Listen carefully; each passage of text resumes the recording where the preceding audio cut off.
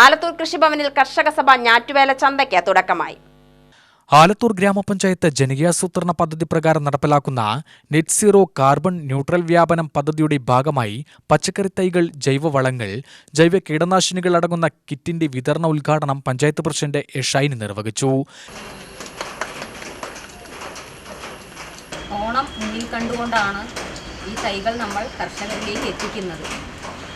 നല്ല ജൈവ പച്ചക്കറി എല്ലാ കർഷകർക്കും അവരുടെ വീട്ടുമുറ്റത്ത് ലഭ്യമാക്കുന്നതിന് വേണ്ടിയിട്ടാണ് ഓരോ വർഷവും പഞ്ചായത്ത് സംവിധാനങ്ങളെല്ലാം തന്നെ ഇത്തരത്തിലുള്ള പദ്ധതികൾ ആസൂത്രണം ചെയ്യുകയും അത് കർഷകരിലേക്ക് എത്തിച്ച് അവർക്ക് അതിൻ്റെ ഗുണം ലഭിക്കുകയും ചെയ്തു വരുന്നത്.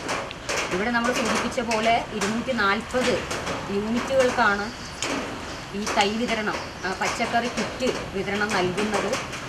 അത് എല്ലാ ആളുകളിലേക്കും എത്തിച്ച് ഇവിടെ സൂചിപ്പിച്ച പോലെ ഞാറ്റുവേല ചന്ത കൂടെ ഈ ഒരു കിറ്റ് വിതരണത്തിൻ്റെ ഭാഗമാക്കിക്കൊണ്ടാണ് നേരത്തെ തന്നെ നമ്മൾ ഈ തൈകളെല്ലാം തന്നെ നിങ്ങളുടെ കൈകളിലേക്ക് എത്തിക്കുന്നത്.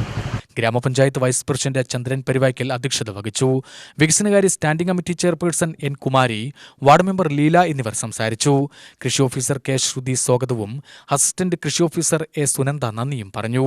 ആലത്തൂർ വിത്തുൽപാദന കേന്ദ്രത്തിൽ നിന്ന് ഉൽപ്പാദിപ്പിച്ച ഹൈബ്രിഡ് പച്ചക്കറി ഇനങ്ങളായ പയർ, വെണ്ട, തക്കാളി, വഴുതിന, മുളക്, കുറ്റിയമര, വാളരിപ്പയർ, ജൈവവളങ്ങളായ ട്രൈക്കോഡെർമ സമ്പുഷ്ടീകരിച്ച വളം, ചകിരിച്ചോർ കമ്പോസ്റ്റ, ന്യൂഡോമോണസ് ജൈവ കീടനാശിനികളായ പഞ്ചഗവ്യം, ഗുണപജല, അമിനോപ്ലസ് എന്നിവ അടങ്ങിയ 1633 രൂപയുടെ 240 യൂണിറ്റ് കിറ്റുകൾ സബ്സിഡി നിരക്കിലാണ് വിതരണം ചെയ്യുന്നത്. ഒരു യൂണിറ്റ് കിറ്റിന് ഗുണഭോക്തൃ വിഹിതം 110 രൂപ കൃഷിഭവനിൽ അടയ്ക്കണം. UTV news, Palakkad.